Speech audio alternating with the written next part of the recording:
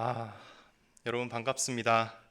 제가 이렇게 원래 이 자리에 설 수 있는 그러한 사람은 아닌데 그래도 하나님께서 이렇게 인도해 주셔서 여러분들과 말씀을 나누게 해주심에 너무나도 감사하고 모든 영광을 하나님께 올려드립니다. 자, 오늘 우리가 읽은 본문은 우리가 너무도 잘 알고 있는 바벨탑에 대한 내용입니다. 바벨탑. 대략 어떤 내용이죠? 바벨탑? 여러분들이 아시는 대로 간단하게 요약하면 사람들이 모여서 자신의 이름을 드러내고 흩어지지 않기 위해 탑을 쌓게 됩니다. 그때 여호와께서 그들을 보시고 그들의 언어를 혼잡하게 하셔서 그들이 흩어지게 만드신 사건이죠. 그래서 우리는 이 말씀을 통해 어떠한 교훈을 얻을 수 있습니까? 일반적으로 교만하지 말라, 하나님께 대적하지 말라, 아니면 겸손하게 살자, 이런 식의 우리는 교훈을 얻을 수가 있죠. 그런데 여러분, 우리는 한번 잘 생각해 봐야 됩니다. 과연 이 말씀에서 핵심되는 사건이 바벨탑을 쌓는 사건일까요? 오늘 말씀을 다시 잘 살펴보면 정말 재미있는 부분을 발견할 수 있습니다. 잘 보면 말씀이 서로 대칭이 되는 것을 우리는 볼 수가 있습니다. 자, 11장 1절 말씀, 우리 성경을 보시고 11장 1절 말씀을 같이 읽어보겠습니다. 시작. 온 땅의 언어가 하나요, 말이 하나였더라. 이어서 11장 9절 말씀을 같이 읽어보겠습니다. 시작. 그러므로 그 이름을 바벨이라 하니 이는 여호와께서 거기서 온 땅의 언어를 혼잡하게 하셨음이니라. 여호와께서 거기서 그들을 온 지면에 흩으셨더라. 여러분 보이십니까? 여기서 1절에서는 뭐라고 말씀하고 계시죠? 언어와 말이 하나였더라. 9절 말씀에서는요, 온 땅의 언어가 혼잡하였더라. 서로 무엇을 이루고 있나요? 내용이 대조를 이루고 있죠. 서로 상반되는 대조를 이루고 있습니다. 여러분, 이뿐만이 아닙니다. 2절에서 4절 그리고 6절에서 8절을 보게 되면 대조되는 부분이 또 나옵니다. 눈에 쏙 들어온 글자가 보이게 됩니다. 무엇일까요? 네, 맞습니다. 자, 우리가 뭐뭐 하자라는 단어로 서로 대조가 되고 있습니다. 사람들은 어떻게 합니까? 자, 우리가 우리 이름을 내고 흩어짐을 면하기 위해 성읍과 탑을 건설하자라고 말하고 있습니다. 그런데 이와는 다르게 여호와 하나님께서는 어떻게 말씀하고 계시나요? 자, 우리가 내려가서 그들의 언어를 혼잡하게 하고 그들이 그 도시를 건설하지 못하도록 흩어지게 하자, 이렇게 말씀하고 계십니다. 와, 여러분들, 이게 과연 우연일까요? 여러분 어떻게 생각하십니까? 이것이 이렇게 대조되는 상황이 과연 우연일 것인가? 저는 철저하게 우연이 아니다 라고 믿습니다. 왜냐하면 이 성경은 정말 살아계신 하나님의 말씀입니다. 여러분 믿으십니까? 정말 정확하고 오류가 없는 하나님의 말씀입니다. 그리고 성경은 정말로 살아 움직이면서 하나님의 그 말씀, 이 말씀 속에 우리에게 무엇인가를 말씀하고자 하고 계신다는 것입니다.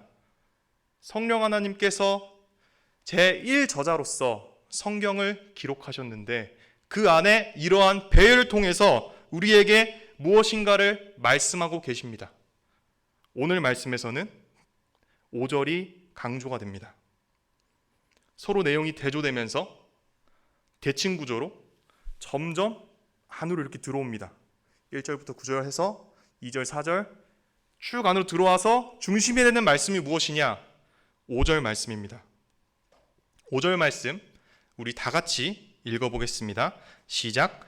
여호와께서 사람들이 건설하는 그 성읍과 탑을 보려고 내려오셨더라. 와, 여러분들 혹시 영적으로 좀 예민하신 분들은 이 말씀은 읽고 짜릿하고 전율을 느끼셨을 겁니다. 왜 그럴까요? 지금 여러분들 표정에 도대체 무슨 말을 하는지 당최 모르겠다라는 표정으로 저를 보시는데 부끄럽습니다. 그렇게 보시지 마시고 자, 오늘 이 말씀에서 여호와 하나님께서 위에서 보고 계신 것이 아니라 직접 이 땅에 내려오셨습니다. 위에서 그냥 명령하셔서 사람들의 언어를 흐트러뜨릴 수도 있는 분이십니다. 충분히 흐트러뜨릴 수도 있으세요. 그런데 직접 내려오셔서 직접 일하셨다는 것입니다. 더 소름 돋는 사실이 있습니다. 이 말씀의 마지막에 어떻게 끝납니까? 거기서 온 땅의 언어를 혼잡하게 하셨고 거기서 그들을 온 지면에 흩으셨더라. 이렇게 바벨 사건이 마무리가 됩니다. 그 이후에 혹시 여러분들 하나님께서 어디에 계십니까? 거기서 하나님께서 직접 내려오셨죠? 거기서 그들과 함께 계십니다. 바로 뒤에 셈의 족보가 나올 뿐이지 하나님께서 올라가셨더라 이러한 말씀이 전혀 없습니다. 하나님께서 직접 내려오셔서 그들과 함께하고 계신 것입니다. 이게 정말 소름 돋는 부분입니다.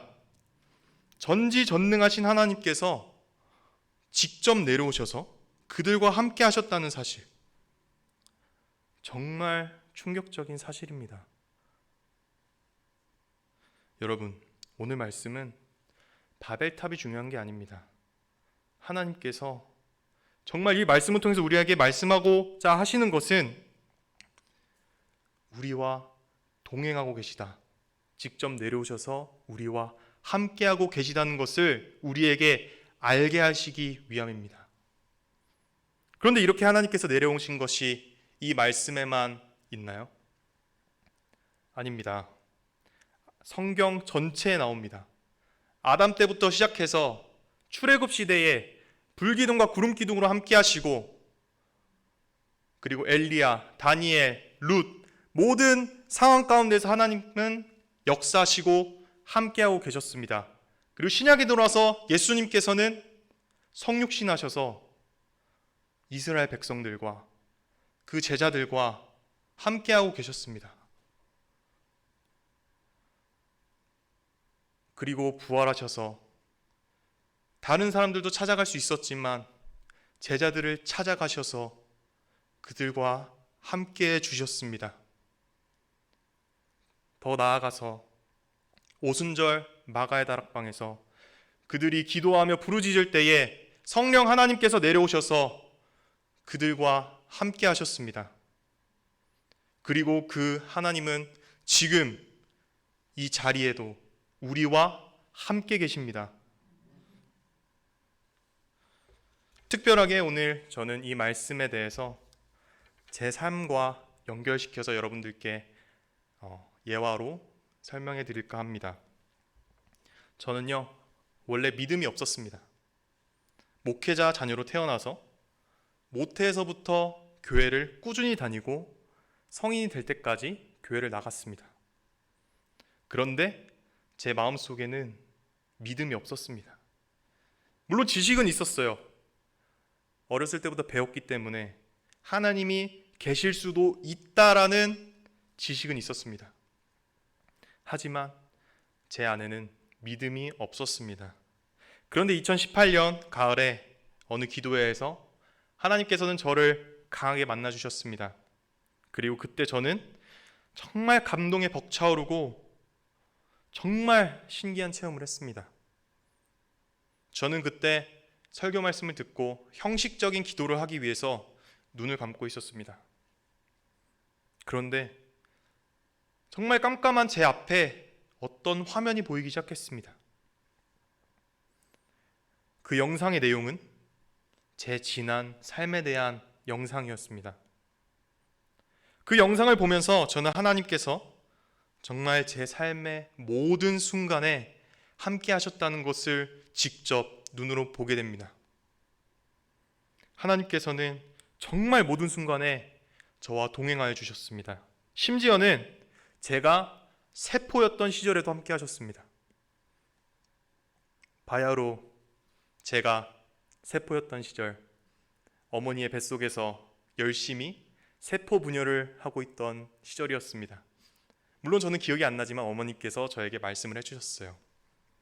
그때 당시에 어머니께서는 외할머니가 너무나도 아프셨습니다. 그래서 외할머니의 병간호 그리고 회사 일까지 병행해서 그렇게 힘들게 일을 하셨어요. 그러다 보니까 너무 힘들으셨었는지 어머니께서는 그만 감기에 걸리고 마셨습니다. 감기, 여러분들 임신하신 분들이 감기에 걸리면 그렇게 치명적이라고 합니다. 그런데 어머니는 이러한 힘든 일정을 소화하기 위해서 아주 효과가 좋은 바로 나을 수 있는 감기약을 처방받아 드셨다고 합니다. 그런데 어머니께서는 제가 뱃속에 있다는 사실을 모르고 계셨습니다. 그리고 나중에 이제 저의 존재를 딱 알게 되셨죠. 하지만 그때는 너무 늦은 때였습니다. 의사가 어머니께 말합니다. 아이가 유산될 수도 있고 아마 가장 높은 확률로 장애를 갖고 태어날 것이다. 어머니께서는 하나님을 붙들고 기도했습니다. 그래서인지 아니면 하나님께서 저를 너무나도 사랑하셔서인지 그 약물 가운데서 하나님은 저를 지켜주셨고 저와 함께 하셨습니다. 그래서 그 결과로 지금 여러분들 앞에서 이렇게 하나님의 말씀을 나눌 수가 있습니다. 할렐루야. 여러분, 하나님께서는 제 삶의 모든 부분에서 함께하고 계셨습니다. 끊임없이 제 마음의 문을 두드리셨고 끊임없이 많은 위험 가운데서 저를 지켜주셨습니다. 하지만 저는 아까도 말씀드렸다시피 하나님을 외면하고 있었습니다. 하나님을 바라보지 않았습니다. 하나님께서는 계속해서 저를 부르고 계셨는데 저는 하나님을 바라보지 않았습니다. 그럼에도 여러분, 그렇게 혼자서 마음속에 바벨탑을 쌓고 있었던 저에게 하나님께서는 동행해 주셨습니다.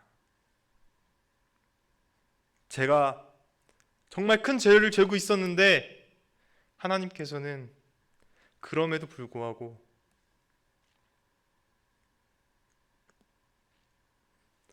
저와 함께 해주셨습니다.